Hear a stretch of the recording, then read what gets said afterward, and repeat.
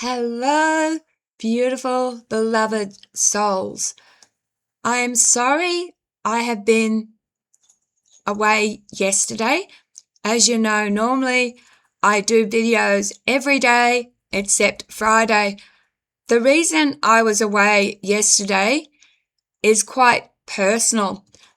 I was contacted by somebody who they very kindly gave me a donation and kindly asked if I would contact a deceased person and give them some information.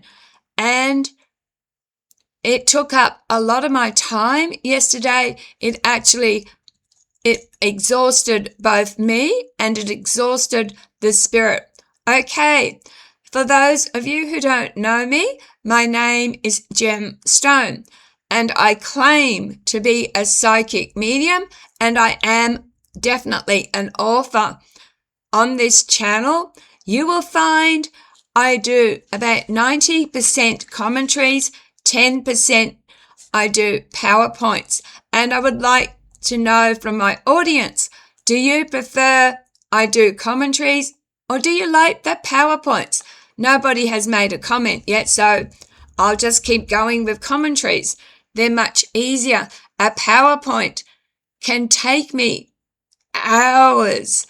Again, I want to remind you that until this Sunday, the 21st of June, 5 p.m., I am offering PDFs on how to remote view and how to channel for free.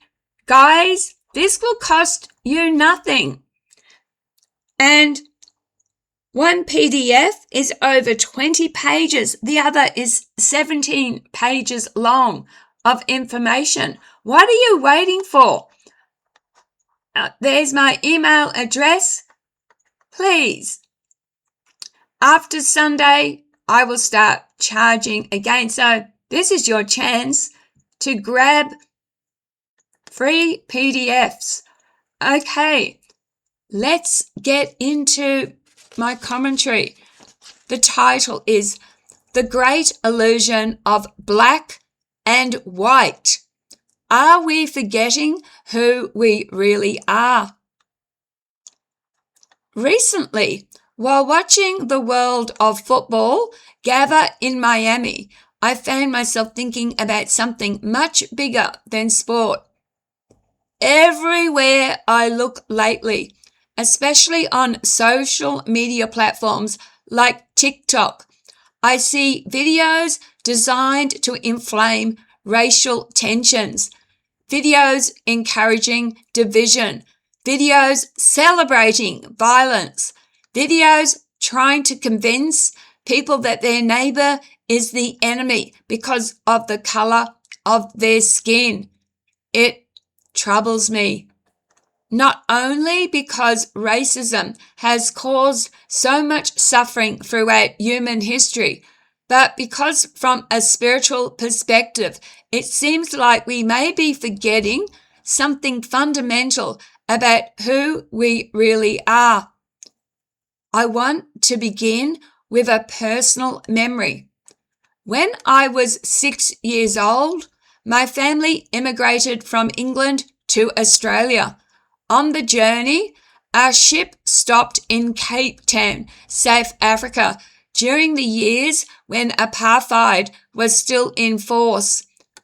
As a child, I couldn't understand what I was seeing.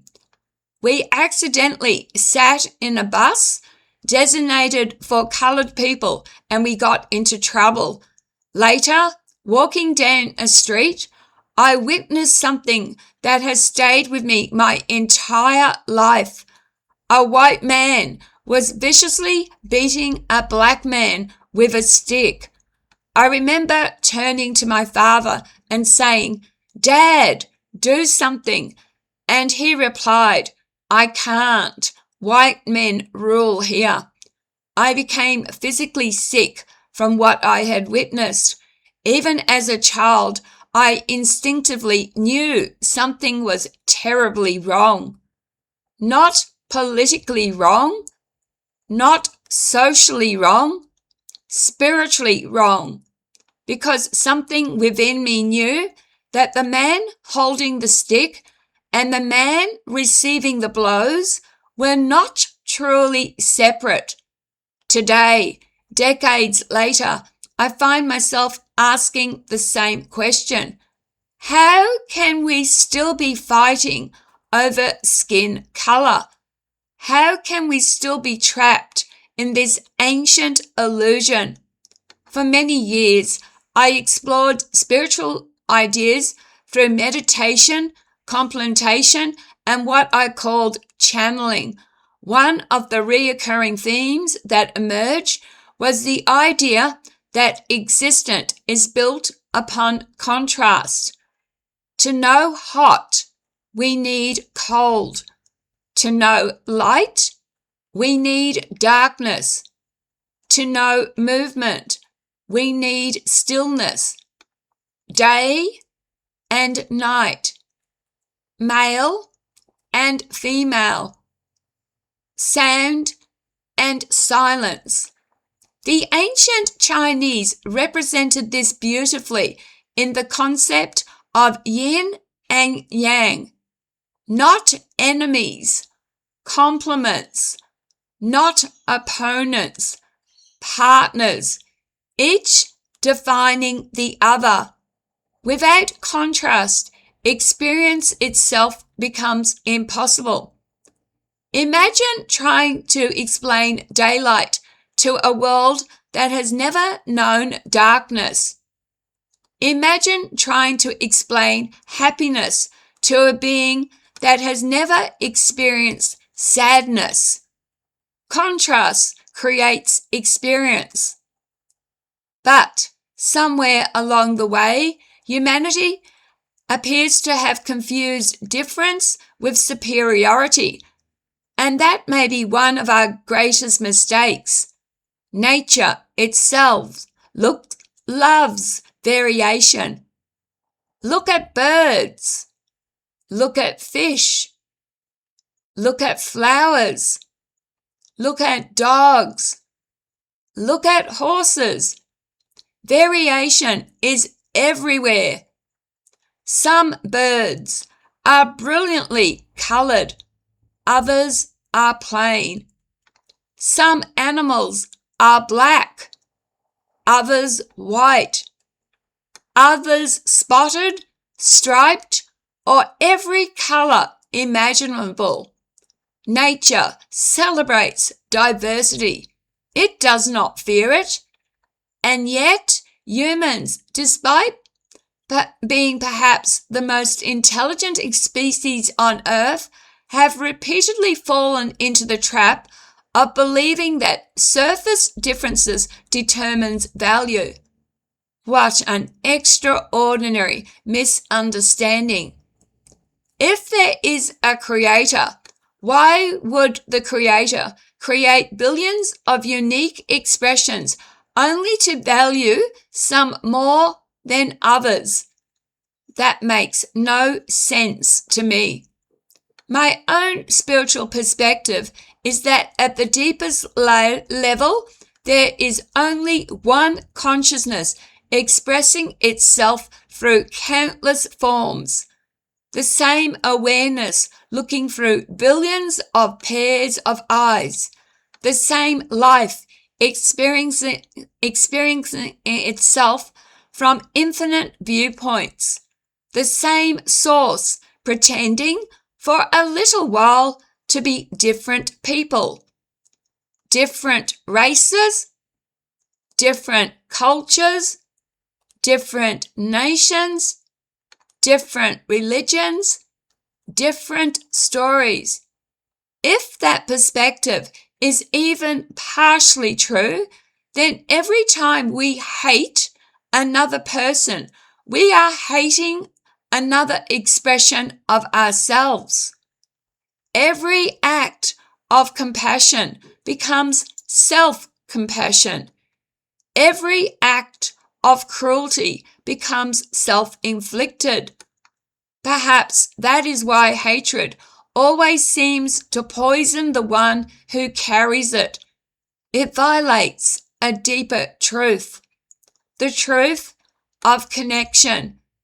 This does not mean we ignore differences. Differences are wonderful. Different cultures enrich humanity. Different histories enrich humanity. Different perspectives enrich humanity. The goal is not sameness. The goal is unity without uniformity. A symphony is beautiful because many instruments play together, not because every instrument becomes identical. Lately, I have seen videos from all sides encouraging racial resentment. Some promote white supremacy. Others promote black supremacy. Both are mirrors reflecting the same mistakes. The belief that one part of humanity can somehow stand above another. History repeatedly shows us where that road leads. Fear, violence, retribution, more fear, more violence, an endless loop, a wheel that keeps turning because people keep pushing it. Perhaps the bravest thing any of us can do is simply stop pushing, to refuse the invitation to hate, to refuse the invitation to generalize, to refuse the invitation to become what we claim to oppose. And this brings me back to sport. Have you ever noticed how often black and white appear together?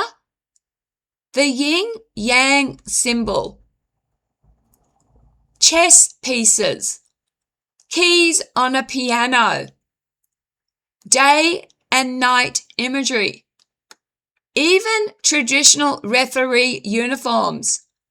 I do not believe referees wear black and white to promote racial conflict. Quite the opposite. The colours create maximum contrast, maximum visibility, the easiest way for everyone to distinguish the official from the players. But symbolically, I find it fascinating. Humanity repeatedly returns to black and white as symbols of contrast, not because one must destroy the other, because together they create meaning. A chessboard needs both black and white squares. Remove either colour and the game disappears. A piano has black and white keys. The black represent a note that is sharp or a note that is flat. Remove either the black or the white keys and the piano doesn't play music. Perhaps humanity itself is something similar. Not a battle between colours, not a competition between races, but a vast tapestry of differences creating a richer whole. And maybe that is the lesson we keep forgetting. The opposite of black is not white. The opposite of white is not black. The opposite of both is separation. When we identify only with the costume, we forget the actor. When we identify only with the body, we forget the consciousness emanating it. When we identify only with race, we forget our shared humanity. And perhaps, if the mystics are correct, we even forget our shared divinity. The next time social media tries to convince you that another race is your enemy, pause for a moment. Ask yourself a question. Who benefits from my anger? Who profits from my outrage? Who gains if neighbor turns against neighbor? Because throughout history, division has always been a profitable business. Unity has never nearly been as marketable. Maybe the future of humanity depends on remembering something very old, that beneath every skin color, every nationality, every religion, every ideology, every culture, and every story, there beats the same mystery, the same life, the same awareness, the same spark.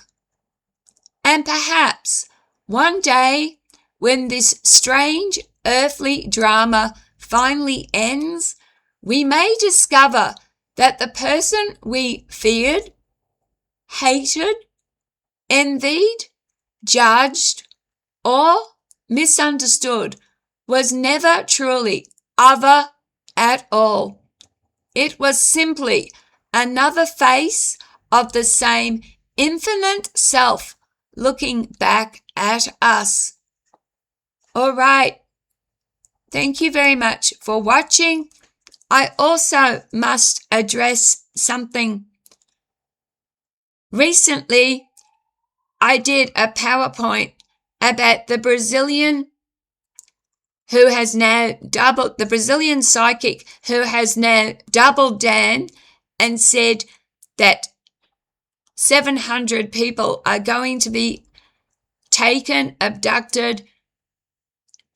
This will not happen, beautiful, beloved souls. But let's not turn what she believes into mockery. When you make predictions is big business. And always, when you predict something that is bad and that bad doesn't happen, you can get around it and say, well, I prayed or I interceded, I talked to the spirits and they prevented it from happening, or we jumped a different timeline. I ask my audience always to stay skeptical, question everything, including me. If a psychic says they are 100% accurate, even 80% accurate, even 70% accurate, do not trust them. And even yesterday, for 2 days, I had first been contacting a spirit board, then I channeled, and I told the person who got it, question everything. I am not claiming certainty. And I just need to explain something about mediumship. 2 things. When you are in contact with an entity, you believe that is the entity, but there are tricksters who can pretend to be that entity. The second thing is that when we pass over and we are trying to communicate, we no longer can communicate through our mouth. We no longer have a body.